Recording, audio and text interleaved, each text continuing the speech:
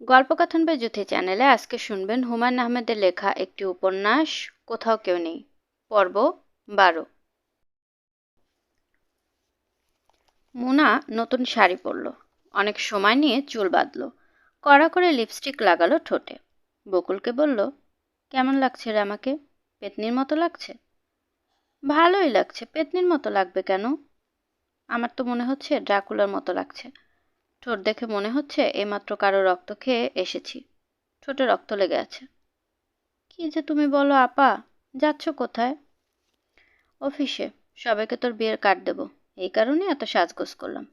এলেবেলে ভাবে গেলে সবাই মনে করবে ছোট বোনের বিয়ে হচ্ছে, আমার হচ্ছে না, এই দুঃখে আমি। মুনা কথা শেষ করলো না, এক গাদা কাঠ নিয়ে রওনা হলো। বাকেরের সঙ্গে দেখা হলো পথে। মুনা হাসি মুখে বলল, বাকের ভাই, আপনাকে নাকি বাড়ি থেকে গেট আউট করে দিয়েছে?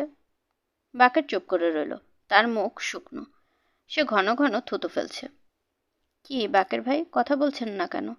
যা শুনেছি তাকে মিথ্যা? মিথ্যা না, সত্যি। হাত খরচ পাচ্ছেন না তাও বন্ধ? হাত খরচের দরকার কি? দিন চলছে কিভাবে, ধারের উপর? বাকের তার জবাব না দিয়ে বলল, তোমার শরীর কি খারাপ নাকি? মোনা তীক্ষ্ণ কণ্ঠে বলল, এত সেজেগুজে বের হয়েছি তারপরও বলছেন শরীর খারাপ? দেখে সেরকমই মনে হচ্ছে। অফিসে সবাই এই কথা বলল। পালবাবু চোখ কপালে তুলে বললেন, হয়েছে কি আপনার? কি আবার হবে? কিছুই হয়নি। গালটাল ভেঙে একাকার, অসুখটা কি? কোনো অসুখ নেই। মুনা ভেবেছিল কাঠগুলো দিয়ে চলে আসবে, কিন্তু সে অফিস ছুটি না হওয়া পর্যন্ত থাকলো। সবার টেবিলে খানিকক্ষণ করে বসে হাত নেড়ে নেড়ে গল্প করলো।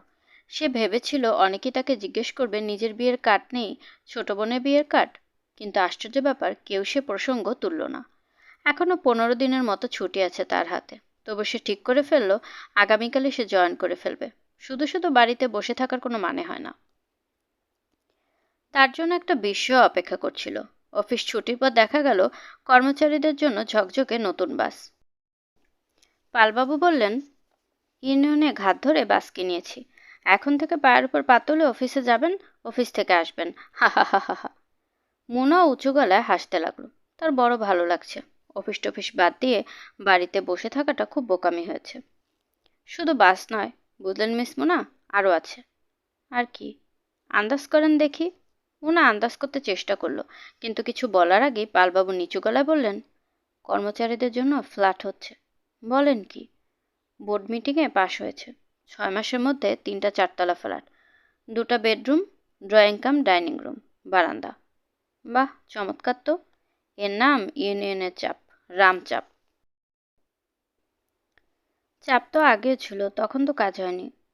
তখন হবে না বলে এখনো হবে না? দিনকাল পাল্টে যাচ্ছে না? আগের দিনকে আছে নাকি?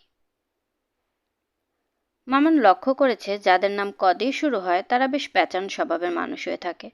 সে ক নামের যে কজনকে চেনে সবার পেটে স্ক্রু প্যাচ।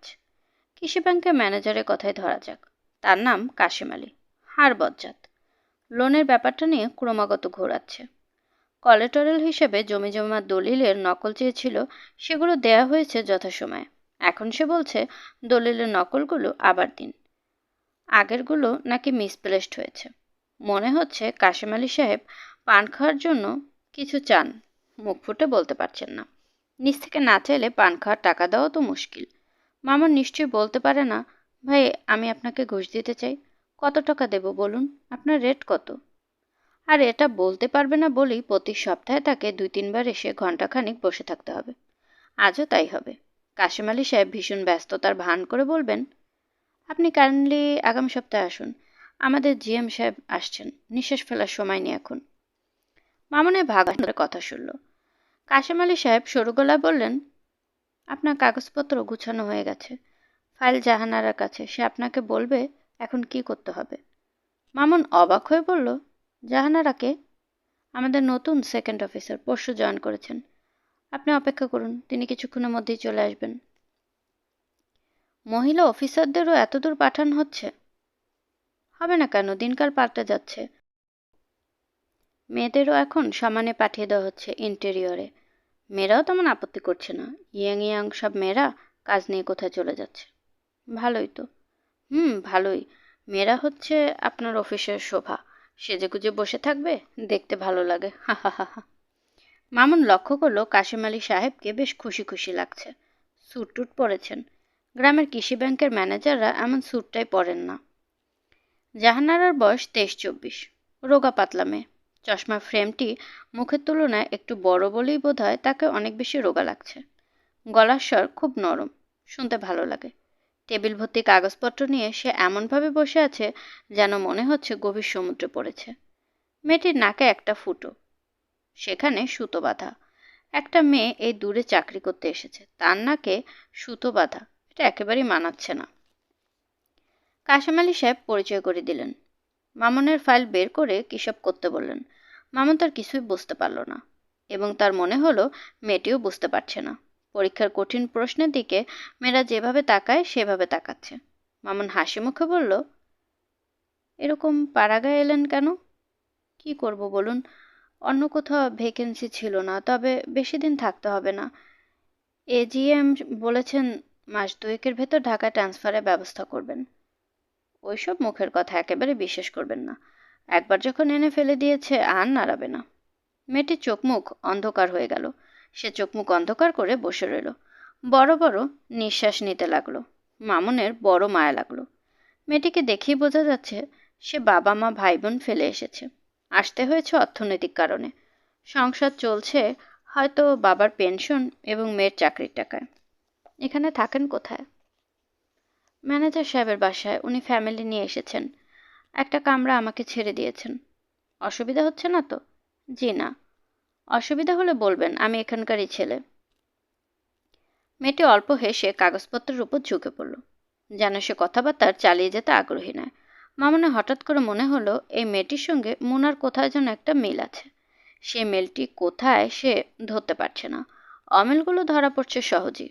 মুনার মধ্যে এক ধরনের কাঠিন্য আছে, এই মেয়েটির মধ্যে সে জিনিসটা একেবারেই নেই। চেহারাও দুজনের দুরকম। মুনার মুখ লম্বাটে, এই মেয়েটির মুখ গোলাকার। তাহলে মেয়ে আসছে কেন? মোনার সঙ্গে যে পরিস্থিতিতে আলাপ হয়েছিল এই মেয়েটির সঙ্গে ঠিক সেভাবেই আলাপ হচ্ছে। এটাই কি কারণ? একটা কাজের ব্যাপারে সে মুনাদের অফিসে গিয়েছিল। কাজটি তেমন জটিল কিছু ছিল না, কিন্তু মুনা সেই সামান্য কাজ নিয়ে হাবুডুবু খাচ্ছিল। আজ যেমন এই মেয়েটি খাচ্ছে। কিছু কিছু ঘটনা কি আমাদের জীবনে ঘুরে ঘুরে আসে? জাহানারা বলল, আপনি খানিকক্ষণ বসুন। মামুন হাসি মুখে বলল, বসেই তো আছি, প্রায়ই আসি এবং বসে থাকি। মামুন ভেবেছিল মেয়েটি কথার পিঠে কোনো কথা বলবে, ইন্টেলিজেন্ট কিছু বলবে বা বলতে চেষ্টা করবে, কিন্তু তা ঠিক ইন্টেলিজেন্ট হবে না। কিন্তু জাহানারা কিছুই বলল না। গভীর মনোযোগে ফাইল উল্টাতে লাগলো। একটি মেয়ের সামনে চুপচাপ বসে থাকা কঠিন ব্যাপার, কিন্তু একা একা বকবক করাও মুশকিল। আমাদের জায়গাটা কেমন লাগছে? ভালোই। আগে কখনো গ্রামে কাটিয়েছেন? না। শহরেই মানুষ? ঠিক শহরে না, মফস্বল শহর। কোন মফস্বল শহর? জাহানারা তার জবাব না দিয়ে শান্ত গলায় বলল, আপনাকে আর আমাদের এখানে আসতে হবে না, কাগজপত্র সব ঢাকায় পাঠিয়ে দিচ্ছি। লোন স্যাংশন হলেই আপনাকে খবর দেওয়া হবে। স্যাংশন হবে তো? নিশ্চয়ই হবে, হবে না কেন? ঘরে বসে থাকলেই হবে, না ধরাধরি ব্যাপার আছে? আপনাতেই হবে। এদেশে আপনাতে কিছুই হয় না। জাহানারা এ কথার কোনো জবাব দিল না। অন্য কিসব কাগজপত্র দেখতে লাগলো। মামুনের এখন উঠে পড়া উচিত, কিন্তু উঠতে ইচ্ছে করছে না। কেমন এক ধরনের আলস্য লাগছে। আজ উঠেই আবার দেখা হবে। মেয়েটি সামান্য হাসল। মুনার হাসির সঙ্গে এই মেয়েটির হাসির কি কোনো মিল আছে? আছে হয়তো। প্রতিটি মানুষ হাসে নিজের মতো করে। একজনের হাসির সঙ্গে অন্যজনের হাসির কোনো মিল নেই। অবশ্য সবাই কাঁদে একইভাবে, নাকি এক একজন মানুষের কান্নাও এক এক রকম। ডাকে একটি রেজিস্ট্রি চিঠি এসেছে। মামুন মনে করতে পারল না রেজিস্ট্রি চিঠিতে সে কখনো কোনো জরুরি কিছু পেয়েছে কিনা। না, পায়নি, বরং আজে বাজে জিনিসপত্রই লোকে তাকে রেজিস্ট্রি করে পাঠিয়েছে।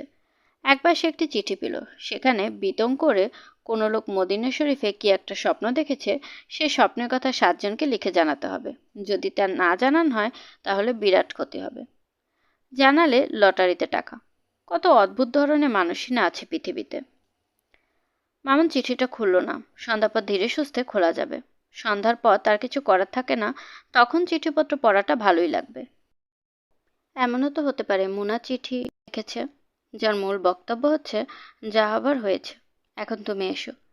এই জাতীয় চিঠি পেলে তার তৎক্ষণাৎ ছুটে যাওয়ার কোনো কারণ নেই, বরং উল্টোটা করতে হবে। জবাব না দিয়ে ঘ্যাট হয়ে বসে থাকতে হবে। তারপর আসবে দ্বিতীয় চিঠি, দ্বিতীয় চিঠির পর তৃতীয় চিঠি, তৃতীয় চিঠির জবাবও যখন আসবে না তখন হয়তো নিজেই সে চলে আসবে। চমৎকার হবে সেটা। মামুন সন্ধ্যা পর্যন্ত অপেক্ষা করতে পারল না। বিকেলে চিঠি খুলে ফেলল। বকুলের বিয়ের কার্ড, সঙ্গে চিঠিপত্র কিছুই নেই, একটা লাইন পর্যন্ত না। এর মানে কি? খামের ঠিকানাও কি মোনার লেখা নয়? ম্যানেজারের বাসায় থাকাটা জাহানারা সহ্য হচ্ছে না। ভদ্রলোক রোজ তার স্ত্রীর সঙ্গে ঝগড়া করছেন। বেগুন দিয়ে ডিমের তরকারি রান্না করার বদলে ম্যানেজার সাহেবের স্ত্রী আলু দিয়ে তরকারিটা রেঁধেছেন। এতেই ভূমিকম্প হয়ে যাচ্ছে। পেয়েছো কি তুমি? যা ইচ্ছে তাই করবে? এমন তো না ঘরে বেগুন ছিল না, ছিল। আমি নিজে কিনে দিয়েছি। ঘর থেকে জিনিস পচাবে আর তুমি লোক পাঠিয়ে আলু কিনে আনবে? না, এই তরকারি আমি খাবো না। ফেলে দিয়ে আসো, এক্ষুনি ফেলে দিয়ে আসো। অসহ্য। ভদ্রলোক কখনো বোধহয় ভাবেন না যে এ বাড়িতে বাইরের একজন আছে। তার সামনে অন্তত কিছুটা সংযত আচরণ করা উচিত। স্ত্রীকে পশুর মতো কেউ কি দেখে এই সময়? আর মেয়েটি এমন বোকা, একটি কথাও বলবে না, নিঃশব্দে গাল হজম করবে। মাঝে মাঝে জাহানারই বলতে ইচ্ছে করে, এসব কি শুরু করেছেন? কিন্তু তা বলা সম্ভব নয়। অনেক কিছুই আমরা বলতে চাই, বলতে পারি না। দাঁতে দাঁত চেপে সহ্য করতে হয়। অবশ্য জাহানারা একটা ঘর নেবার চেষ্টা করছে। যদিও সে জানে একা একা একটা বাড়ি ভাড়া করে থাকা তার পক্ষে সম্ভব নয়। ঢাকা থেকে মা এবং ভাই বোনদের নিয়ে আসার প্রশ্নই ওঠে না। বন্ধুটির স্কুল আছে, ছোট ভাই অনার্স পরীক্ষা দিচ্ছে। বাবার শরীরও ভালো না। তবু জাহানারা যাকে পাচ্ছে তাকেই বলছে, আমার জন্য একটা বাসা টাসা দেখবেন? কেউ তার কথা তেমন গুরুত্ব দিচ্ছে না। গুরুত্ব দেবার কথাও নয়। এরকম পাড়া জায়গায় লোকজন ভাড়া দেওয়ার জন্য গন্ডায় গন্ডায় বাড়ি রাখে না। ম্যানেজার সাহেব একদিন বেশ গম্ভীর হয়ে বললেন, শুনছি চারদিকে আপনি বাড়ি খুঁজছেন। জাহানারা কিছুই বলল না। আমার এখানে আপনার কি কোনো অসুবিধা হচ্ছে? জি না স্যার। অল্প কিছুদিন থাকবেন, বাড়ি টাড়ি খোঁজার ঝামেলা করবেন না। একা একা থাকবেন কিভাবে? জাহানারা চুপ করে রইল। ম্যানেজার সাহেব শুকনো গলায় বললেন, তাছাড়া এই যে আপনি বাড়ি খোঁজাখুঁজি করছেন, তার একটা বাজে দিক আছে। বাজে দিক মানে? লোকজন নানান কথা বলবে। জাহানারা অবাক হয়ে বলল, স্যার আপনার কথা বুঝতে পারছি না। আপনি এতদিন ছিলেন আমাদের সঙ্গে, এখন চলে যেতে চাচ্ছেন, অথচ একা মেয়ে মানুষ, লোকজন আমাকে নিয়ে নানান কথা ভাববে। জাহানারা হকচকিয়ে গেল। তার দারুণ মন খারাপ হলো। এটা এমন জায়গা যে মন খারাপ হলেও কিছু করার নেই, কোথাও যাবার নেই। ঢাকা থাকলে কত কি করা যেত। একটা গল্পের বই নিয়ে বারান্দায় বসে থাকা যেত, বই মুখের উপর করে কাঁদা যেত। কেউ দেখে ফেললে অসুবিধা নেই, ভাববে বই পড়ে কাঁদছে। কিন্তু এখানে কিছুই করার নেই। তবু সে মন খারাপ হলে একা একা হাঁটে। লোকজন প্রথম দিকে কৌতূহলী হয়ে তাকাতো, এখন আর তাকায় না। কাঁচা রাস্তা ধরে হেঁটে হেঁটে সে কুসুমখালী নদী পর্যন্ত যায়। মরা নদী, তবে বর্ষার সময় নাকি খুব ফুলে ফেঁপে ওঠে। ম্যানেজার সাহেবের কাছে শুনেছে সেটা নাকি দেখার মতো একটা ব্যাপার। জাহানারা নিশ্চিত জানে সে বর্ষা পর্যন্ত থাকবে না। কিন্তু কোন এক বিচিত্র কারণে মাঝে মাঝে তার মনে হয় বর্ষা পর্যন্ত থেকে গেলেই ভালো হবে। নদীর যে দিকটায় জাহানারা যায় সেখানে শ্মশানঘাট, ভাঙা হাঁড়িকুড়ি আছে। শ্মশান যাত্রীদের বিশ্রামের জন্য একটা শ্যাওলা ধরা পাকা ঘর আছে। তার দেয়ালে কাঠকয়লা দিয়ে অদ্ভুত অদ্ভুত সব কথাবার্তা লেখা। একদিন অফিসে পিয়নকে সঙ্গে নিয়ে সে লেখা পড়তে এসেছিল। রোজ রোজ তো তাকে সঙ্গে নিয়ে আসা যায় না। শ্মশানঘাটে একদিন তার মামুনের সঙ্গে দেখা হলো। মামুন চোখ কপালে তুলে বলল, এখানে কি করছেন? জাহানারা বিব্রত ভঙ্গিতে বলল, কিছুই করছি না, বেড়াচ্ছি। বেড়াচ্ছেন মানে? এটা কি বেড়াবার জায়গা? কেন, ভূত আছে নাকি? ভূত আছে কিনা জানি না, তবে এখানে 71-এর যুদ্ধের সময় বহু মানুষকে গুলি করে মেরেছে। আমরা কেউ এদিকটা আসি না। এই তো আপনি এসেছেন। আমি আপনার জন্য এসেছি। দূর থেকে দেখলাম শাড়ি পরা একটি মেয়ে ঘুরছে, তাও শহরে মেয়ে। আপনার ব্যাপারটা কি বলুন তো? ব্যাপার কিছুই না, বেড়াচ্ছিলাম। বেড়াবার তো জায়গা নেই। বেড়াবার জায়গা থাকবে না কেন? বিরাট একটা দেয়াল আছে, সার দেয়াল নাম। কারা তৈরি করেছে কেউ জানে না, বিশাল ব্যাপার। দেখলে অবাক হয়ে যাবেন। জাহানারা কিছু বলল না। লোকটি তাকে বেড়াতে নিয়ে যাবার এ বাড়াবাড়ি আগ্রহ তার ভালো লাগছে না। কি যাবেন সার দেয়াল দেখতে? জি না।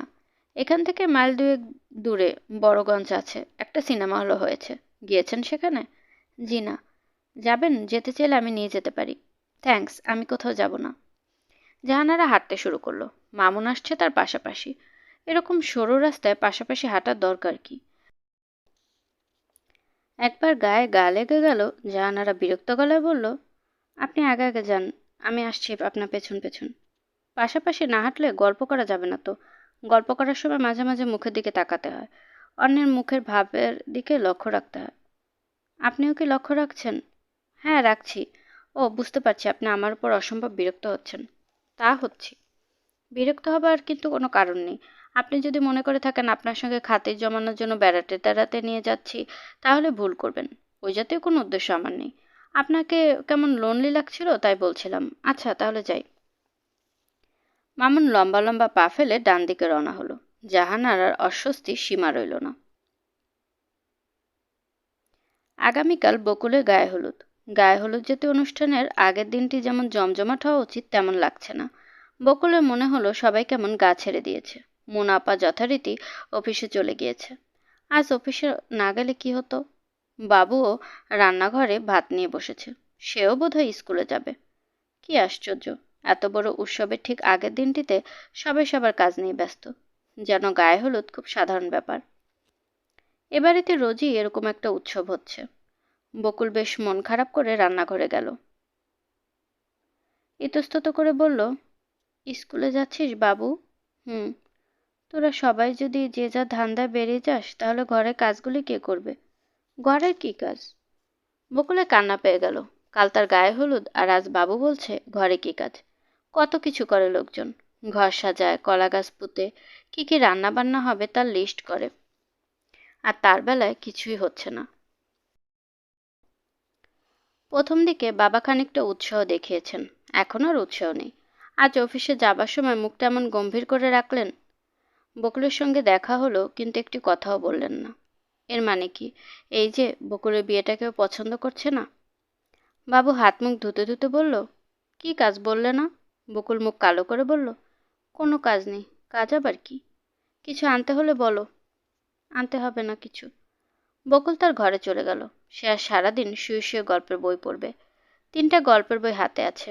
একটা বইয়ের নাম এক বৃন্তে দুটি ফুল। খুব নাকি ভালো বই। টিনা ভাবির মতে অসাধারণ বই। টিনা ভাবির কথার তেমন গুরুত্ব অবশ্য নেই। সে অতি অখাদ্য বইকেও মাঝে মাঝে বলে অসাধারণ। 10 পাতা পড়বার পর বকুলের মনে হলো সে কি পড়ছে তা নিজেই বুঝতে পারছে না। এলোমেলো হয়ে যাচ্ছে। মন বসছে না। বাড়িতে কোনো লোকজন নেই। যে কাজের মেয়েটি ছিল সে পরশুদিন মোনা আপার 2টি শাড়ি চুরি করে পালিয়েছে। কেমন নির্জন চারদিক। বকুলের গা ছমছম করতে লাগলো। তার শ্বশুরবাড়ি নিশ্চয়ই এমন নির্জন হবে না। চারপাশে লোকজন থাকবে। সেটা হবে একটা হইচইয়ের বাড়ি, আনন্দের বাড়ি। অদেখা সুখ ও আনন্দের কথা ভাবতে ভাবতে বকুলের চোখ ভিজে উঠতে লাগলো। দরজায় কড়া নড়ছে। বকুলের উঠে গিয়ে দরজা খুলতে ইচ্ছে করছে না। কোনো ভিখিরি নিশ্চয়। আজকাল ভিখিরিরা খুব গম্ভীর ভঙ্গিতে দরজা কড়া নাড়ে, কলিং বেল টিপে ভিক্ষা চায়। কড়া নেড়েই যাচ্ছে। এ ভিখিরি নয়। বকুল চোখ মুছে দরজা খুলল। টিনা ভাবি বিরাট একটা প্যাকেট হাতে দাঁড়িয়ে আছেন। ঘুমাচ্ছিলে নাকি? 1 ঘন্টা ধরে দরজা ধাক্কাচ্ছি। চোখ লাল কেন? বকুল জবাব দিল না। টিনা বিরক্ত হয়ে বলল, বাড়িঘরের এই অবস্থা কেন? এটাকে তো বিয়ে বাড়ি বলে মনেই হচ্ছে না। মনে হচ্ছে জানো তোদের কোনো আত্মীয় স্বজন মারা গেছে। যা, ময়দার লেই তৈরি কর। কেন? কেন কি? ঘর সাজাবো। জানি তোরা কেউ কিছু করবি না। কাগজ নিয়ে এসেছি। কাঁচি আছে ঘরে? জি আছে। বের কর। বাবু কোথায়? স্কুলে। আজকে দিনটা স্কুলে না গেলে হতো না? কি সব অদ্ভুত ভাইবোন তোর। নিজের বিয়ের জন্য রঙিন কাগজে মালা বানানো খুবই অস্বস্তি ব্যাপার, কিন্তু উপায় নেই। টিনা ভাবি ছাড়বেন না। মুখ এমন অন্ধকার করে রেখেছিস কেন রে বকুল? কিছু ভালো লাগছে না ভাবি। বিয়ে আগে ঠিক এরকম হয়। হঠাৎ মনে হয়, মনের মধ্যে একটা ভয় ঢুকে যায়। ভয়টা কেটে যায় বিয়ের রাতে। এই বলেই টিনা মিটিমিটি হাসতে লাগলো। বকুল, কি? তোকে কিছু কায়দা কানুন শিখিয়ে দেবো, বুঝলি? কি কায়দা কানুন? বলবো বলবো, এত ব্যস্ত কিসের?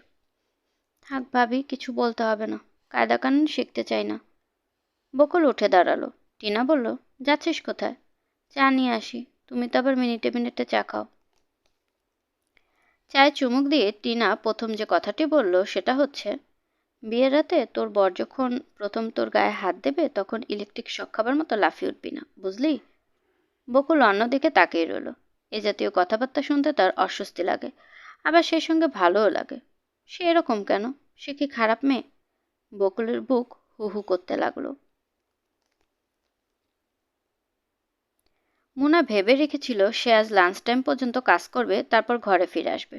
সেটা সম্ভব হলো না। সিদ্দিক সাহেব তাকে ডেকে একগাদা কাজ দিয়ে দিলেন এবং শান্ত গলায় বললেন, যেভাবেই হোক আজ 5টা শেষ করে দেবেন, পারবেন না? জি পারবো। Good, very good. আপনি ছাড়া অন্য কেউ হলে বলতো একদিনে সম্ভব না। মুনা কিছু বলল না। সিদ্দিক সাহেব হাসতে হাসতে বললেন, মেয়েদের মধ্যে এই একটা ব্যাপার আছে, এরা সহজে চ্যালেঞ্জ গ্রহণ করে, তবে শেষ পর্যন্ত কন্টিনিউ করতে পারে না। আমি স্যার 5টার মধ্যেই শেষ করে দেব। গুড। 5টার সময় আমি অফিস থেকে বেরোবো, তখন ফাইলগুলো নিয়ে যাব। যেদিন খুব মন দিয়ে কাজ করার দরকার থাকে সেদিন যত ঝামেলা দেখা দেয়। আজ যেমন অ্যাকাউন্টের নতুন মেয়েটি এসে গলা নিচু করে একগাদা সমস্যার কথা বলতে লাগলো। সে সমস্যা ভয়াবহ সমস্যা। তার স্বামীর ছোট ভাই তাকে একটি প্রেমপত্র লিখে বসে আছে। এই ব্যাপারটি সে তার স্বামীকে জানাবে না জানাবে না, এই হচ্ছে সমস্যা। মেয়েটির সঙ্গে মুনার তেমন কোনো আলাপ নেই। আজ হঠাৎ করে এরকম একটা জটিল সমস্যা তাকে বলতে এলো কেন? মুনা একবার ভাবলো বলবে, পরে তোমার কথা শুনবো ভাই, আজ একটু ব্যস্ত আছি। কিন্তু এটা বলা সম্ভব নয়। মেয়েটি যাবার পরপর এলেন পালবাবু। তিনি কোন এক তান্ত্রিক সন্ন্যাসী খোঁজ পেয়েছেন, যিনি মানুষের ভূত ও ভবিষ্যৎ সবই বলতে পারেন। পালবাবুর ইচ্ছা মুনাকে নিয়ে একবার তার কাছে যাওয়া। বহু কষ্টে মুনা পালবাবুকে বিদায় করলো। তখন এসে উপস্থিত হলেন শওকত সাহেব। মুনা বিরক্ত গলায় বললেন, ব্যাপার কি মামা? তোর সঙ্গে একটা জরুরি কথা আছে। জরুরি কথা বাসায় গিয়ে শুনবো, এখন কাজ আছে, তুমি যাও। না, এখনই বলতে হবে। বলো তাহলে, 1 মিনিটের মধ্যে বলে শেষ করতে হবে। এখানে বলা যাবে না, বাইরে আয়। বাইরে কোথায় যাব? চল তোদের ক্যান্টিনে, জায়গাটা নিরিবিলি। ক্যান্টিনে যেতে পারবো না, যা বলার এখানেই বলো। আমি টেবিল ছেড়ে উঠবো না। শওকত সাহেব বেশ কিছু সময় চুপ করে রইলেন। মুনা তাকিয়ে রইল। বড় ঝামেলায় পড়া গেল। মামা বলো। বলছি বলছি বলো তিনি মুখ বন্ধ করে বসে রইলেন। তার কপালে বিন্দু বিন্দু ঘাম দেখা দিল। মুনা, বলো শুনছি। বকুলের বিয়েটা বন্ধ করে দেয়া দরকার। ওদের খবর পাঠিয়ে দে, বিয়ে হবে না। কেন? কাল রাতে একটা স্বপ্ন দেখলাম, খারাপ স্বপ্ন। ভোর রাতে স্বপ্নটা দেখলাম। তুমি স্বপ্ন দেখেছো এই জন্য বিয়ে হবে না? স্বপ্নটা শুনলে তুই বুঝবি। কি শুনতে হবে বলো তো? কিছু শুনবো না, তুমি বাড়িতে গিয়ে ঘুমাও। আমার কথাটা পুরোপুরি শোন। স্বপ্ন দেখলাম তোর মামি এসে আমাকে বলছে জহির ছেলেটা ভালো না, ও আমার মেয়েকে গলা টিপে মেরে ফেলবে। তারপর দেখলাম বকুল শুয়ে আছে আর জহির একটা বটি হাতে নিয়ে ঘরে ঢুকেছে। এই সময় ঘুমটা ভেঙে গেল। মুনা বলল, চা খাবে মামা? শওকত সাহেব কিছুই বললেন না। চা এনে দিচ্ছি, খাও, তারপর বাড়ি চলে যাও। আর কিছু বলবি না? না। খবরের কাগজ আজকাল প্রায় খবর উঠেছে, যৌতুকের জন্য স্বামীর হাতে স্ত্রী খুন। এসব পড়ে পড়ে স্বপ্ন দেখেছ? শওকত সাহেব রুমাল দিয়ে কপালে ঘাম মুছলেন। মুনা শান্ত স্বরে বলল, বাড়িতে গিয়ে খোঁজ নিয়ে দেখো, যে রাতে তুমি স্বপ্ন দেখেছ তার আগের দিনে পেপারে এরকম কোনো খবর আছে। কথা সত্যি, এই জাতীয় একটি খবর সত্যি সত্যি আছে। শওকত সাহেব উঠে দাঁড়ালেন। চলে যাচ্ছ মামা? হুম। চা খাবে না? না। বিকেল 5টায় সিদ্দিক সাহেব এসে দাঁড়ালেন টেবিলের সামনে। নিচু গলায় বললেন, কাজটা শেষ করতে পারেননি তাই না? মুনা বিব্রত স্বরে বলল, জি না স্যার। বকুলের বিয়ে হয়ে গেল। শওকত সাহেব বিয়ের অনুষ্ঠানে খুব মনমরা হয়ে রইলেন। বকুলকে নিয়ে যাবার সময় তেমন কোনো উচ্ছ্বাস দেখালেন না। মেয়েকে জড়িয়ে ধরে কাঁদলেন না। কেমন যেন শুকনো মুখে দাঁড়িয়ে রইলেন। বকুল খুব কাঁদল। সে সারাদিনই কাঁদছিল। কোনো বিদায়ের সময় হতেই তার হেসকে উঠতে লাগলো। মুনা তাকে একপাশে নিয়ে গিয়ে বলল যে, এরকম করছিস কেন? মরা কান্না কাঁদছিস, বিচ্ছিরি লাগছে শুনতে, কান্না থামা। বকুল ধরা গলায় বলল, বাবার কি হয়েছে? বাবা এরকম করছে কেন? কিরকম করছে? দেখো না কেমন করে তাকাচ্ছে। কোনো রকম করে তাকাচ্ছে না, মামা ভালোই আছে। তুই কোনো রকম হইচই না করে তোর বরের বাড়ি যা। বকুলের কান্না থামল না। জহিরকে দেখা গেল ফিসফিস করে কয়েকজনকে কিসব বলছে। নিশ্চয় কোনো হাসির কথা, কারণ সে ফিসফিসানি শুনে সবাই হাসছে। মুনার মন খারাপ হয়ে গেল। যার স্ত্রী এমন ব্যাকুল হয়ে কাঁদছে, সে হাসির কথা বলবে কেন? কেন সে কিশোরী মেয়েটিকে দুঃখ বুঝতে দিবে? মুনা জহিরকে ডেকে ভেতরে নিয়ে এলো। আলাদা করে কিছু বলার উপায় নেই। বাড়িতে মানুষ গিজগিজ করছে। বর ভেতরে এসেছে, কাজে অল্প বয়সী মেয়েগুলো চেষ্টা করছে বরের গা ঘেঁষে দাঁড়াতে। মুনা অনেক কষ্টে ওদের সরালো। জহির বলল, আমাদের দেরি হয়ে যাচ্ছে ভাবি, তাড়াতাড়ি ছেড়ে দিন। মুনা তার ভাবি নয়, কিন্তু সে ভাবি ডাকছে। বিচার বুদ্ধি কমে এসেছে। সেও নিশ্চয় একটা ঘোরের মধ্যে আছে। ভাবি ডাকছো কেন জহির? আমি তোমার বড় আপা। সরি আপা, আপনি আমাকে কিছু বলবেন? হ্যাঁ বলবো। বকুল খুব বাচ্চা মেয়ে, এটি খেয়াল রাখবে। বিয়ে হয়ে গেছে বলেই সে কিন্তু বড় হয়ে যায়নি। বকুলের স্বভাব চরিত্র অনেকদিন পর্যন্ত কিশোরীদের মতোই থাকবে। এইসব আপনি আমাকে কেন বলছেন? যাতে তুমি বুঝতে পারো সেজন্য বলছি। বুঝতে পারবো না কেন? আমার যথেষ্ট বুদ্ধি বিবেচনা আছে বলেই আমার ধারণা। জহিরের চোয়াল শক্ত হয়ে গেল, গলার স্বর কঠিন। মোনা ভেবে পেল না তার কথায় ছেলেটি রাগ করছে কেন। এই ছেলেটিকে সে এখন রাগাতে চায় না। আপা, আমাদের তো এখন যেতে হয়, 9টা বেজে গেছে। চলো দেখি যাওয়ার ব্যবস্থা করা যায় কিনা। যাবার ব্যবস্থা খুব সহজেই হলো। বকুলকে আরও খানিকক্ষণ এ বাড়িতে ধরে রাখার কেউ নেই। রাত হয়ে যাচ্ছে। উৎসব শেষ হলেই যেন সবাই বাঁচে, নিজের নিজের বাড়িতে ঘুমোতে যেতে পারে। রাত 10:30টার মধ্যে বাড়ি খালি হয়ে গেল। একেবারেই ফাঁকা। বকুলের মামির বোধহয় থাকার ইচ্ছে ছিল। মুনা কোনো রকম আগ্রহ দেখালো না। মুখ ফুটে বলে ফেলল, বাড়তি বিছানা নেই মামি, আপনার কষ্ট হবে। মুনার ইচ্ছে নয় কেউ থাকুক, একা হয়ে যেতে মন চাইছে। ডেকোরেটরের ঘর থেকে দুজন ছোকরা এসেছে। অল্প বয়সের, কিন্তু ভারী ছটফটে। রাত 11টার মধ্যে সব এঁটে থালা বাসন ধুয়ে ফেলল। ঠেলা গাড়ি এনে চেয়ার টেবিল সরিয়ে ফেলল। বাসি খাবারের গন্ধ ছাড়া বিয়ে বাড়ির আর কোনো চিহ্ন রইল না। বাকের ঠেলা গাড়িতে মালপত্র উঠানো তদারক করছিল। তারও কাজ ফুরিয়েছে। সে অনায়াসে চলে যেতে পারে, কিন্তু সে গেল না। তার এই বাড়িতে আরও কিছুক্ষণ থাকতে ইচ্ছে করছে। বিয়ের সমস্ত ঝামেলা সে একা কি করে সামাল দিয়েছে সে বিষয়ে মোনার কাছ থেকে কিছু শোনার ইচ্ছে করছে। মোনা কিছুই বলেনি, এখন হয়তো বলবে। বাকের নিতান্ত আপনজনের ভঙ্গিতে রান্নাঘরে উকি দিল। মোনা উনুনে চায়ের পানি বসিয়েছে। বিজ শব্দ হচ্ছে। সে বসে আছে মাথা নিচু করে। কাঁদছে নাকি? অস্বাভাবিক নয়। বোন চলে গিয়েছে, কাদাই উচিত। মোনা অবশ্য কাঁদছিল না। বাকেরকে দেখে বলল, কিছু বলবেন? না, কিছু বলবো না। খাওয়া দাওয়া কেমন হয়েছে? ভালোই তো, খারাপ কেউ বলেনি। বাচ্চু বাবুর্চিকে ধরে এনেছি। খারাপ বলবে মানে? মারাত্মক বাবুর্চি। তাই নাকি? 1 নম্বর যাকে বলে। High demand. 1 মাস আগে থেকে বলে না রাখলে পাওয়া যায় না। আমাকে না করে দিয়েছিল, শেষে পা চেপে ধরলাম। মুনা হেসে ফেলল। বাকের অপ্রসন্ন মুখে বলল, হাসছো কেন? বাবুর্চির পা ধরতে হলো তাই হাসছি। চা খাবেন? চা হচ্ছে। দাও 1 কাপ চা খাই। বাকের মোনার সামনে উবু হয়ে বসে পড়ল। তার মুখ হাসি হাসি। আপনার খুব কষ্ট হলো বাকের ভাই? আরে না, কষ্ট কিসের? বকুল হচ্ছে আমার বোনের মতো। তার বিয়েতে কষ্ট না করলে কার বিয়েতে করব? এ পাড়ার সব মেয়ের বিয়েতেই তো আপনি কষ্ট করেন, খাটাখাটনি করেন, করেন না? তা করি। আমার বিয়ে তো কি করবেন? বাকের জবাব দিল না। আর চোখে তাকালো মোনার দিকে। মোনা কাপে চা ঢালছে। আগুনের আঁচে তার মুখ লাল হয়ে আছে। কি সুন্দর লাগছে দেখতে। কি জবাব দিচ্ছেন না যে? করবেন আমার বিয়েতে খাটাখাটনি? কেন করব না, নিশ্চয়ই করব। এত মরা গলায় বলছেন কেন? শক্ত করে বলুন। বাকের চায়ের কাপে চুমুক দিল। এই যে কি অদ্ভুত কথাবার্তা। বাকের ভাই, বলো। একটা কথা বোধ হয় আমি আপনাকে কোনোদিন বলিনি। কথাটা হচ্ছে, আমি আপনাকে খুবই পছন্দ করি। আপনি আবার এটাকে প্রেম বলে ধরে নেবেন না। প্রেম অন্য জিনিস। বাকের একবার ভাবলো জিজ্ঞেস করে, প্রেম কি জিনিস? সে জিজ্ঞেস করলো না। গম্ভীর মুখে চায়ের কাপে চুমুক দিতে লাগলো। গুছিয়ে কিছু একটা বলতে ইচ্ছে করছে, কিন্তু কোনো কথা মনে আসছে না। সে নিজের অজান্তেই বলে বসলো, রোস্টটা বেশ নরম হয়েছিল তাই না? মুনা অবাক হয়ে বলল, হঠাৎ রোস্টের কথা বলছেন কেন? না মানে, অনেক খাবার বেঁচে গেছে, আপনি খাবেন? দাও খাই। বাকারে বিন্দুমাত্র খিদে ছিল না। বিয়েবাড়ি খাবার দ্বিতীয়বার খাওয়া যায় না, কিন্তু মোনা খাবার বেড়ে দেবে, বসে থাকবে সামনে, এর জন্য দ্বিতীয়বার খাওয়া যায়। আপনি হাত মুখ ধুয়ে আসুন, আমি খাবার গরম করছি। এখানে বসেই খাবো? না, এখানে কেন, খাবার টেবিলে যান। বাকের উঠে দাঁড়াতে দাঁড়াতে বলল, 11 নম্বর বাড়িতে ওই মেয়ে 3টি আসলে কি জিনিস জানো? না, জানি না, জানার ইচ্ছেও নেই। ওরা হচ্ছে বাজারের মেয়ে। বাজারের মেয়ে মানে? খারাপ মেয়ে। কিসব বাজে বাজে কথা যা আপনি বলেন বাকের ভাই, অসহ্য। যান, হাত মুখ ধুয়ে আসুন, খেতে বসুন।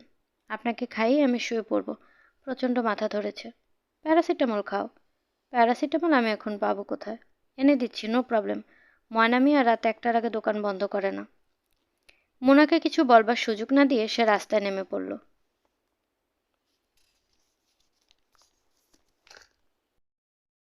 শুনছিলেন হুমায়ূন আহমেদের লেখা একটি উপন্যাস কোথাও কেউ নেই, পর্ব 12। আজকের পর্বটি কেমন লাগলো কমেন্ট করে জানাতে ভুলবেন না। আমি আমার নিজের মতো করে আপনাদেরকে গল্প পাঠ করে শোনানোর চেষ্টা করছি, তাই ভুল ত্রুটি কিছু হলে আশা করি ক্ষমা সুন্দর দৃষ্টিতে দেখবেন। এবং গল্প পাঠ ভালো লাগলে প্লিজ আমার চ্যানেলটিকে সাবস্ক্রাইব করবেন। চাইলে অন্যদের সাথে শেয়ারও করতে পারেন। গল্পকথন বাই জ্যোতি চ্যানেলের সাথেই থাকবেন আশা করছি। আল্লাহ হাফেজ।